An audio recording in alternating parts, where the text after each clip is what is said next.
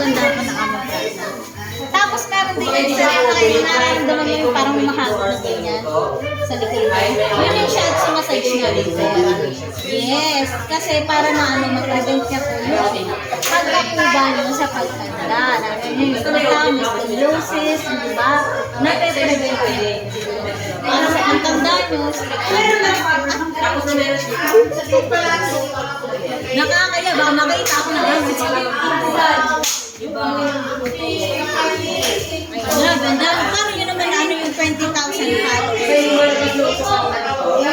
basta, lumano lang ang dumami. Yung gano'n talaga. Tapos yung massage namin sa kiss vibration massage, which is nagpupunin ng mga toxins sa katawan na kasi.